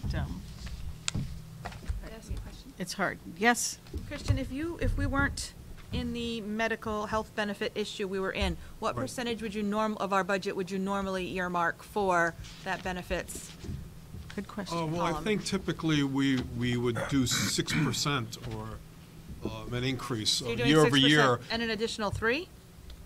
No, we would, like, the cost inflation is typically 6%. We've had higher the last couple of years because specialty pharmaceuticals have really inflated the cost of our benefits faster than we can raise our premiums to the employee. That's caused the problem. But, yeah, no, what we're trying to do is get to the point where Lockton tells us we need to go, not just a 6% increase over what we budgeted last year. Lockton is telling us this is the level of claims you should be expecting, and that's why that increase is there. It's not just a 6% over Plus. the previous year's budget, which I would say, if you go on, if we were fully insured, we'd see double-digit increases annually from Anthem. We've had, no? No, it depends. It's really varied a lot over the past years, so. But I think the pharmaceuticals have been pushing it up. So I'm not sure. Hospital costs. I'm not sure my question was answered. So No, go on ahead. page 4 here, it says, estimate with a 3% margin. The Right. change being $1.9 million. Right. What would you normally budget out of our budget towards this if we weren't in a deficit right now? No, this isn't, it's addressing, the 3% is addressing the deficit. Right. Yes, she's right. Yeah. So if we had no deficit, Deficit. what What portion of our percentage- budget what would money? be going towards health What- benefits? Okay, or what percent of employee cost would be Well, it going would to be health 97% of benefits? this. No, So exactly So- what that change would look like. The- What Right, would it so, look like? I mean, this is including the 3%. So if you want to know what it would be without funding anything toward the reserve, Yeah. it would be dividing that by 0.97. no, not exactly. You have to take the claims. There's some other numbers in there that you have to pay for besides So it's about claims. $200,000. But there's a, 3%? this is called self-insurance, but there's really an insurance policy. Right, The insurance policy kicks in when you exceed the estimate by 15%. So ideally, what you have in the bank as a reserve is the 15% so that you always have enough money to pay what you have to pay, right? The likelihood that you actually exceed your estimate by 15% in any one year is minuscule, really is. The likelihood that you exceed it by 5% in any one year is about 1 in 6. Okay? The way that works out is if you were at zero, if your reserve is zero, and you put in 10%, chances are very high that you'll be able to cover your expenses for that year and have a little left over. If you put in 10% the next year, all right, statistically, after about 3 years, you get over 15%. Then the question is, how far over 15% are you willing to go before you stop putting in 10% a year? the number's up around 25%. That means that at 25%, you can have 2 disastrous years in a row and still cover your debts I understand and that. get back on track. So once you get up to 25%, the amount that you should be putting in is whatever amount will keep it at 25%. So if it drops to 20, you put in 5. If it drops to 18, you put in 7. Okay, but what's happened here is either we didn't put in 10 when we were supposed to, or we've had a number of disastrous years in a row, which is why I want to see how much the estimated expenses were, what the results were, and how much we've been putting in the reserve fund. Because actuarially, we shouldn't have run out of money. But I don't think that's the question that Tracy was asking. Right, so we're She putting an was extra asking how- $230,000 Is that in what this the year, turns give out? or I thought it was take. around More than what we 200,000. would in a normal year with Right. normal. Again, I say one of the offsets is the grants. If we can effectively put what the employees have as far as benefits, in the past, we've been able to charge it in. We have not been able to charge in. Okay, so here's the statement you made. We have not been able to charge it. And the reason why we have not been able to charge it in, because grants are decreasing, number one, across the country, across the state. Number two, grants are very specific for the purpose. For example, the grant that we just received for AWARE is very specific. You only can do it for A, B, C, social and emotional, et cetera, et cetera. So in the past, there were much more flexibilities for the grant. Now there's less flexibility and less money. So I want us to be very careful that we will do our best, but you just cannot charge something to a grant. Well, And that leads back to my other concern, that you Yes. said we could move 2 positions to grants, and we're gonna find ourselves right back here No, like I we know. have the entire 9 times No, I've been in on the these board. two, I know. It's an evil circle that we just keep No. going back, and we have to eliminate positions that are important, that are necessary for student learning, because the grant has expired or has decreased. And the behavior at the middle school got better when we had 3 cities. Now we're down to 2 because the grant decreased, and behavior is starting to ramp up again. Well, so And so that's those what- are issues that I am against moving positions into grants just for the sake of savings. So there are only 2 options. And I agree with you, and that's the dilemma of districts that have issues with funding schools, because the money have to come from somewhere. The money has to come. So either you increase the percentage to 7 to 9 and people pay for that, or either every year you have to figure out what you do. I don't like to put position in grant, you're right, because if the grant goes, then so is the position. I don't like it. But you know, we need some source of revenue stream. Oh, if not, then we have to make some decision about what you don't have and what you can't have. okay. I can't. We think we need to wrap this up soon and move on to the other budget items and, other items on the, we have one other item on the agenda, and I want to talk about Okay. what's next for the budget process. So the next, Murphy, you have a statement you wanted to make. Well, it's a question.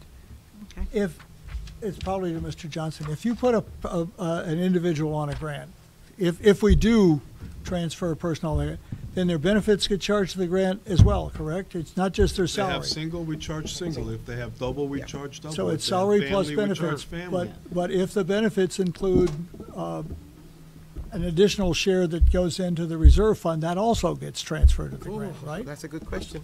Well, what happens is that the grant then brings the money into the self-insurance fund, because the grant pays for the person's benefits.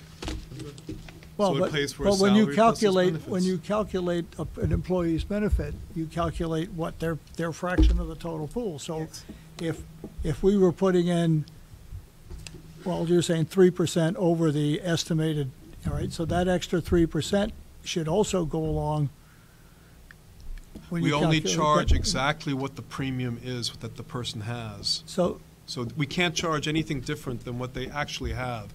So if they Well- have $18,000 in insurance premium, we can only but charge we don't have $18,000. insurance premiums. We have a program where And the we cost for paid that their family, bills, for that plus, well, unit. plus we put money in reserve, so you have to essentially so what I'm saying is, that I think what Tracy was after is if you do transfer some of that benefit to the grant, you transfer the amount of money that you're putting in the reserve fund too. Yes, yeah, it builds up in there. Yeah. It offsets Okay. that Yeah. increase, Yeah. is what I'm Okay. saying. All right. That- So grants cover benefits, the whole deal is, all right. Yes. It is my understanding that you are to send us, the last 4 years Of the you know, experience. the claims, Right, and the yeah. money Let's spent. summarize it. Summarize, There's so- summarizes, but, okay, Okay. not to summarize. I mean, To summarize, it's a summary. I think some of us don't want Yeah, pages and a pages certain of degree information to try to figure out. Okay, so let's just go over what's next, okay? So we spent some time today seeing the major cost drivers, seeing, sort of where we're gonna land. We've heard some recommendations of where there might be able to be some efficiencies and savings. What's next? Well, we come back and we go back to the table with the team, with the principals, and we go back and look at programs again, and we go back and look at grants, and we go back and we put everything again on the table and start thinking, what can we live with, what we cannot live with. Okay. We look at enrollment, and we send some information to you, hopefully before the next workshop, because that will be the last workshop before we send the budget to you. Right, but if we have to have special sessions. Then we'll let you know. I have the calendar in my briefcase over there, but what does the calendar say? Does anybody have the budget calendar handy? I know that our next workshop is February the 20th, but we have a meeting. A special meeting after that. Yeah, and we have a meeting before that. We have our regular meeting before that. That we could have a workshop also that day before. Yeah. I think we Work should on key plan on talking scenarios. about this at our next meeting Right. too, right? Yeah. So that we got like 3 more tries at looking at this budget at both meetings in February and a special meeting before the end of the month. Okay? So if you don't mind, maybe we could have a light agenda for the meeting and then have the budget on the agenda. Is that Yeah. okay? Yeah, we'll talk about the agenda, yeah.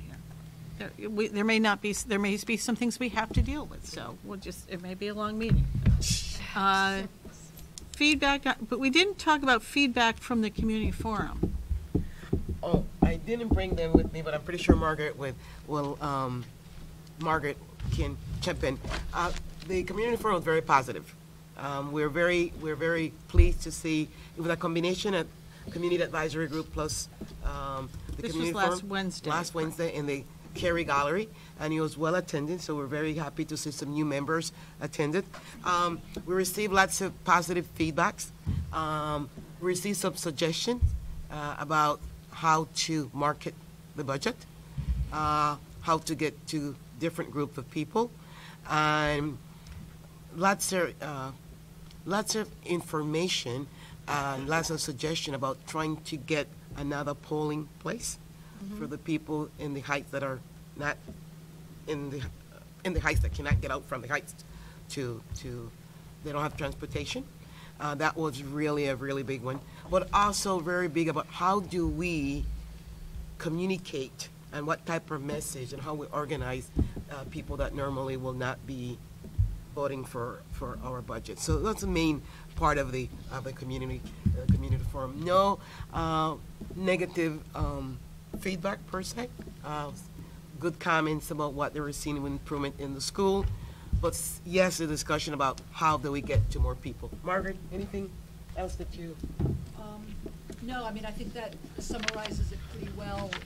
It's still the perception that we need to keep the message simple Yeah. in terms of understanding the budget, and that people need to understand the impact that the school system is making on our students. And so the sort of simple message and repeating it, reach and frequency, to make sure we're reaching all of our community. But definitely the feeling that because people feel that they don't have a lot of say at the federal level and at the state level about how their tax dollars are spent, that when they do have an opportunity to come to a town referendum where they feel that they can have an impact, that's why there's so much emotion involved with voting no. Yeah.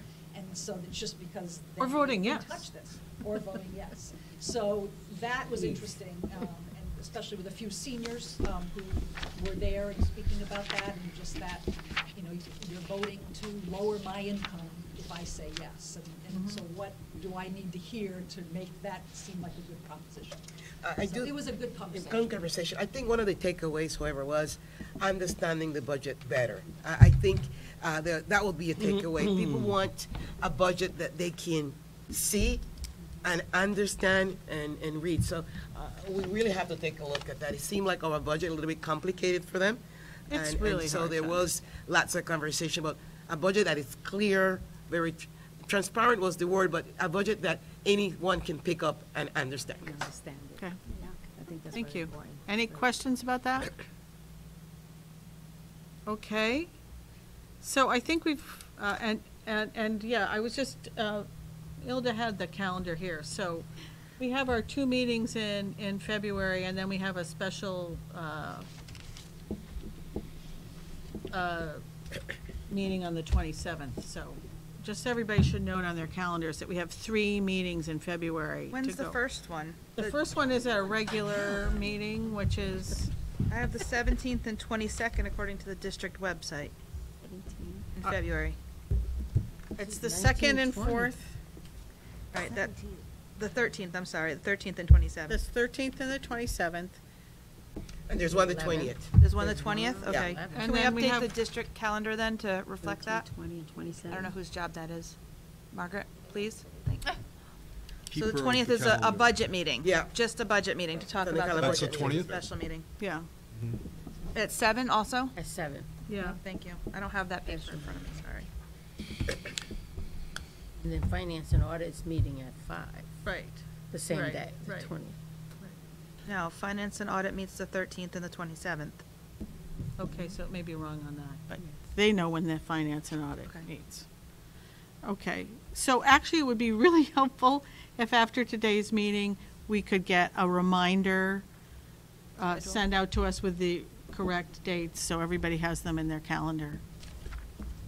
Because I don't want to run into what we ran into last year where we didn't get quorums and we couldn't vote on the budget, and then we had to have a call-in meeting during a snowstorm. It was, Oh, yeah. that is not a good scenario, and we have a lot of people who travel far. The call-in. home. Yeah, travel far home, and it's not fair. So let's try not to get into that situation. Mr. DeSaulnier couldn't be here tonight, but he was nice enough to, let me know ahead of time. So if you're going to miss one of these meetings, please let us know that day. So, if it's going to affect a quorum, we can make some decisions. Okay, thank you. So we have one more item on the agenda, a brief update on district operations plan. Who's giving that? I had it ready. Okay. So I put brief update. I expected that this meeting will be a very lengthy meeting, so we do have another meeting in March about the operating plan. Yes. Okay? So I do want to say to share with the board, in fact, the first information I want to share with the board is that the district has agreed on the strategic plan goal and strategies. They all have been revised. And this came out of the strategic community forum that we have with members of the community and organizations, such as universities and other organizations in the community. So now these are revised and sent to you. The goals have not changed. The goals remain the same. But what was part of the discussion with the community was the strategies. So here they are. And some of the strategies, we include some new ones based on the feedback from the community. So this is done.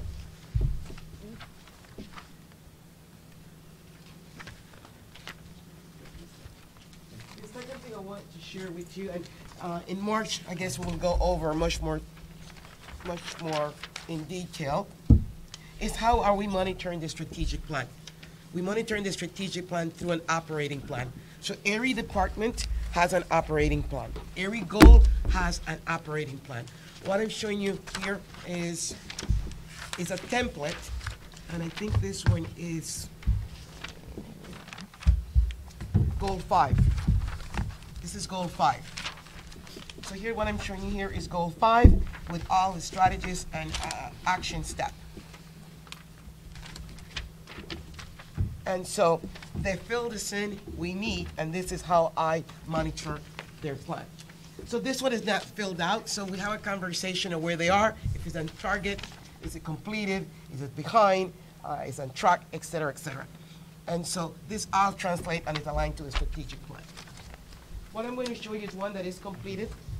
And so this is a conversation, this is goal 3, and this is Margaret and Mr. Camacho. This is community and communication and partnership. And so this I'm going to show you, this is one, this is an example of how we monitor.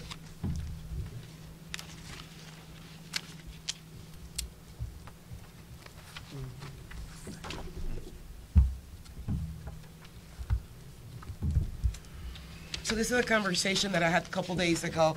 This is not Margaret's entire plan, but this is a copy of a couple of her action step and strategy. Thank you. And so this is a conversation when they come and meet with me.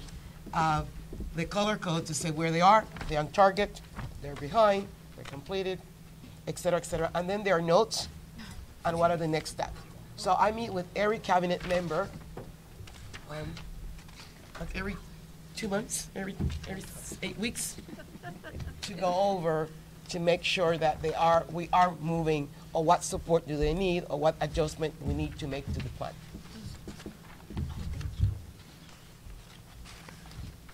Any question before I continue? It's a lot for people to absorb, and we are going to be able to spend more time on it. No, I want to hear questions and comments now, but just rest assured that we're going to spend more time on it in March, right? When is the retreat? Is that in February as well? No. 15th and 16th or 15th? I don't know. It's not on the district calendar. I don't have it on my calendar. I think we have a retreat I this don't March. think, I think we're just going to have the. Always have a January, February You retreat. did not schedule a mid-year retreat this year because you asked that every workshop, every month, Yeah, you we just address. scheduled a bunch of workshops. Yes, so you didn't schedule a At our retreat. retreat last September. We could. We can check on it. Yeah, It's okay. I'll check I just on don't it. want to pull it all up. I'm listening to Dr. Garcia. I don't want to pull it all up on my. So if you take a look, that's why we did attendance one month, discipline the other month. You ask that each month you look at data instead of having a mid-year retreat. Okay. Can we? So make the we request are, then? we are, I made it. It's going to be, it's on the calendar. Okay.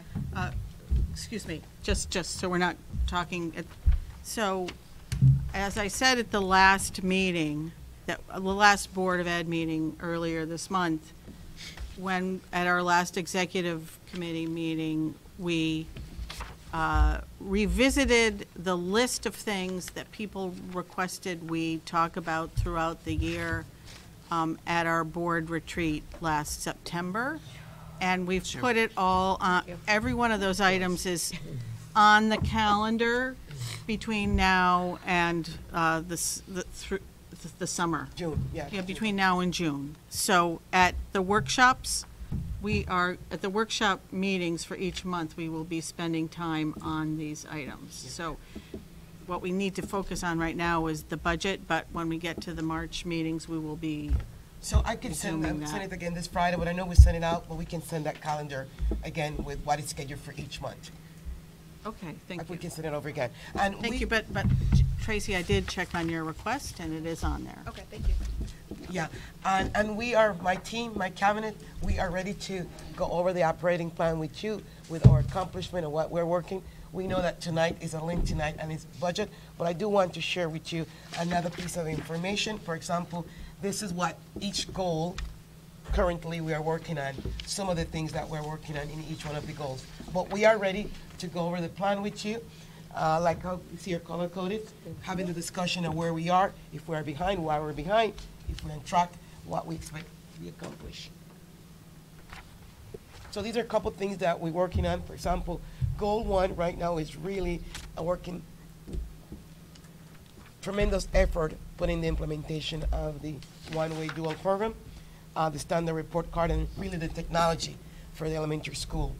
Goal 2, really researching the development of a teacher evaluation and administrator evaluation tool. Goal 3, you can see some new ways of communication. One of the ways of communication is receiving a lot of publicity. is one that I heard today, is the video that we put out every month highlighting the different initiative in the district. People are talking about that one.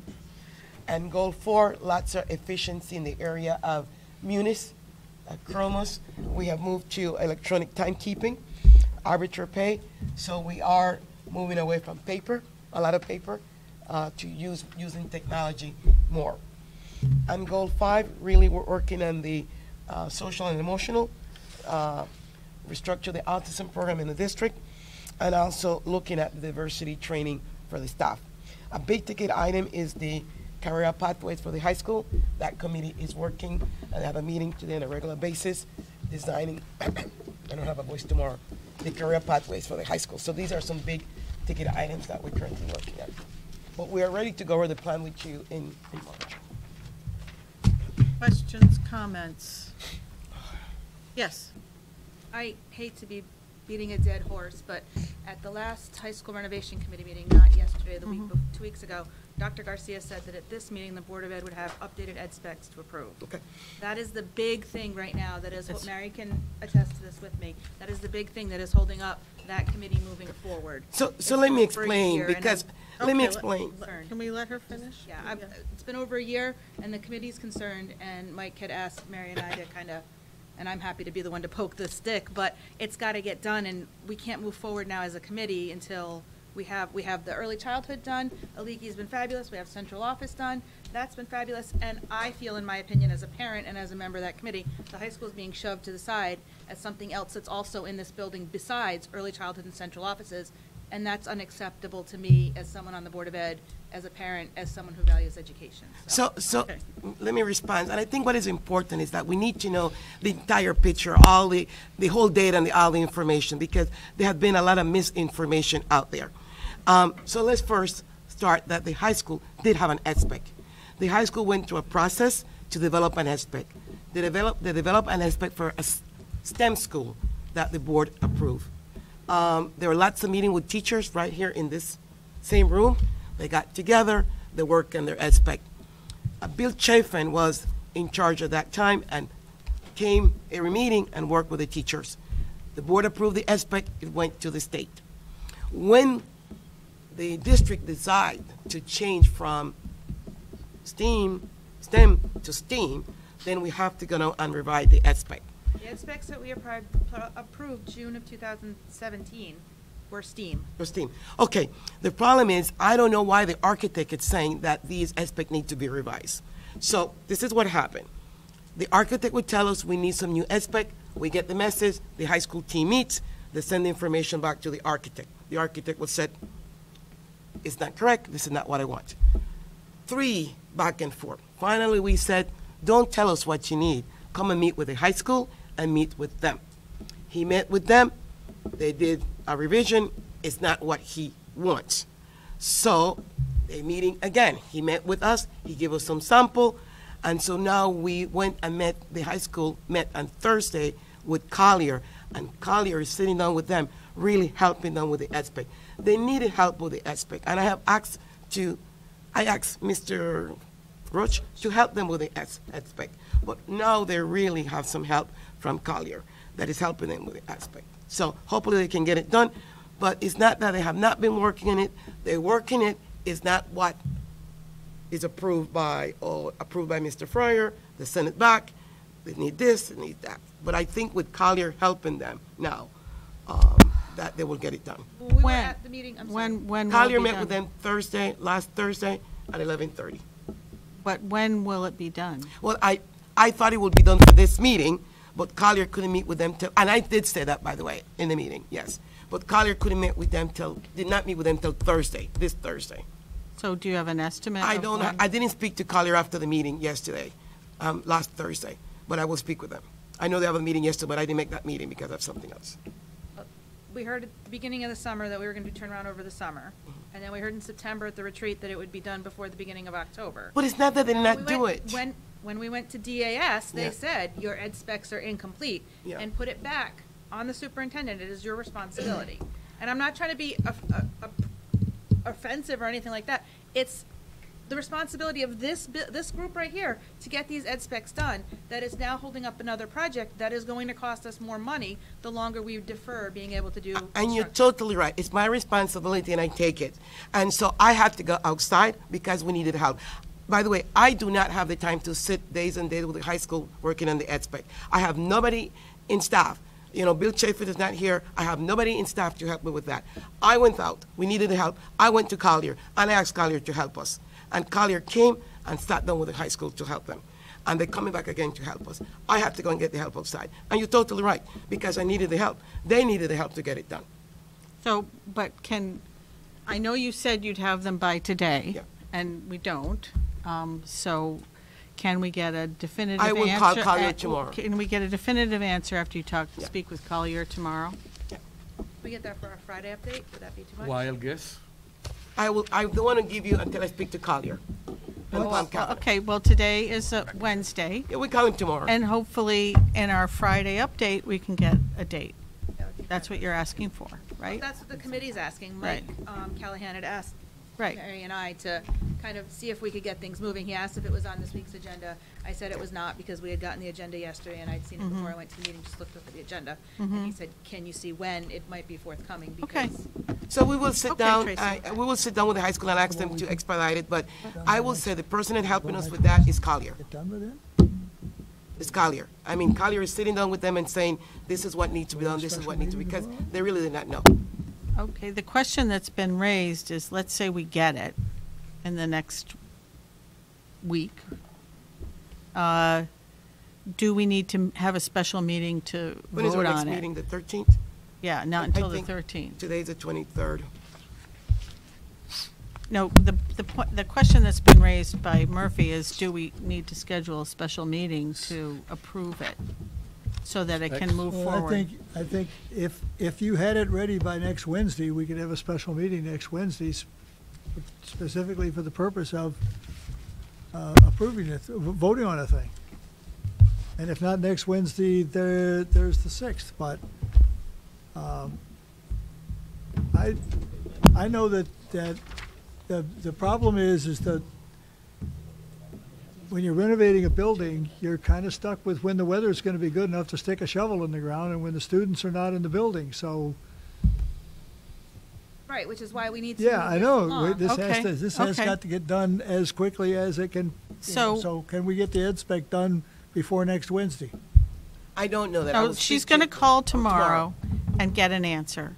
And then once we get an answer, we will decide when we can, at our soonest convenience, when we can get a quorum and approve it. How about that? It's fine with me. It's So, Yeah. question. Are So people, we did have Oh, some wait till the aspects 13th. before, Yeah, right? and that's what I want to clarify, and we have them, and they have been revising them, they send it back and forth, back and forth, back and Okay. forth, not that, they have not been working in it. Who you know- did those? The previous one. There was, When- we approved some. I think, Yes, 2 and years ago. there was an assistant superintendent named interim, Bill Chafin, I don't know if you guys remember him, Yeah. and they approved. Since that, Vanessa Sosa has revised them several times, and we send them, and they come back. We send them, and they come back. It's not that the high school team has not worked in it. That's So- not correct. okay, I just want to try to, are people available next Wednesday if we could? If we get word Yeah. that we'll be ready, could we do it? Is there anybody who can't be there next Wednesday? I don't know. I should be able to. It happened. I will meet with the high school team That's the tomorrow morning. 30th. First thing in the morning with the high school team. Okay. And see where they are. So we will tentatively meet for a special meeting on the 30th, unless we get word from you by Friday Okay. that it's not going to be ready. Okay. Okay, I So- think we can get a quorum. So let's Okay. say we get them and we approved next Wednesday. Where do they go? To the building After committee. we approve? To the building committee. They come to the And they building send them committee. back? Oh, yeah. Can we send them back? Yes. No. I mean, once we Building approve committee- it, and once they are done, Building because committee you uses said the that you building. send some and they would send back. By whom? Well, the architect will say, you need this, or you need this, or you need the other, need so more send them back. information. Okay, now, the ones that are coming on Wednesday, have they been approved by the architect? Or have they been approved by the architect? No, they need to be approved by you first. Before they go to the architect? So they may come back here. No, Well, Go ahead, Dr. Garcia. This time we're working with Collier, that is the owner's rep. They are architects, et cetera. So I think we headed in the right direction with those. I know. But that's not 100% guaranteed. It's not the architect's job or the owner's rep's job to write the ed specs. It's the district's job to write the ed specs. Right, but they seen have them been coming, and they came back. Right, they have been coming back with not enough information to draw up the floor plans, Yeah. et cetera, and looking at water flow and traffic patterns and the whole 9 yards. We have not had enough information. And DAS agreed with that there was not enough information, they weren't complete. So they were given back to the district to be completed. They've utilized the architect, and now they are utilizing Colliers to help make sure that they are complete.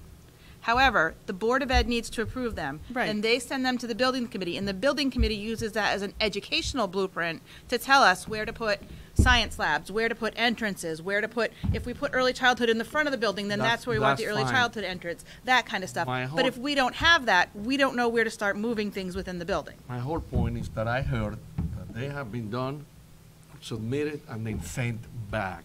Yes, Okay, so for more what information. guarantees that the one that's coming on Wednesday is not going to be sent back? Nothing. There's no guarantee, but we know a lot more about what we're trying to do, and that's why So you have, that's you why think- you we do feel think we're this time it's closer. gonna be So, fine? for example, today we're looking at some question that we don't have the answer. None of us have the answer to that because we are not architects. We are not engineer. And it's about some kind of space. So Mary. the ones that were done before and went, that were approved by the board, didn't have a lot of information about space. So that's why we went to Collier, because some of the questions that are asked, although we are responsible for the SPEC, yeah, we know what the chemistry lab should have, what the culinary arts program should have. We are the educators. But a lot of those questions are construction questions, Right. and we don't have the question. That's why we need somebody with that background in construction or in or engineering or whatsoever. Okay.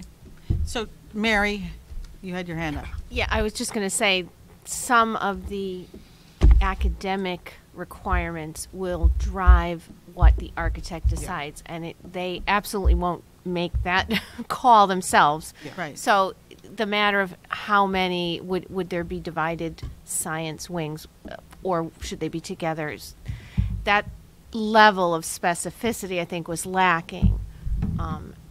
And I don't think if we have it more, in a more detailed way, it shouldn't get sent back. Okay. So if they work with the owner's rep, and the owner's rep has gone through it, chances are very good they're going to be, That this is it's going to good, be this damage. satisfactory. Actually, they told us that they're working right now with Manchester High School, working on their ed spec. Actually, they saw that we were in trouble with the ed spec, and they volunteered to help us. I mean, they offered to help us. And he said, we're working with Manchester High School right now, we'll help you with yours, because Okay. we were struggling with it. Okay. Yeah. So, All right. we'll get, you'll check into this tomorrow. We'll get an update on Friday. It's a go. This is First thing in the morning, I check and- on it. And then will everybody hold Wednesday evening for a meeting to approve the ed specs? What time? 7. 7? Thanks. Anything else?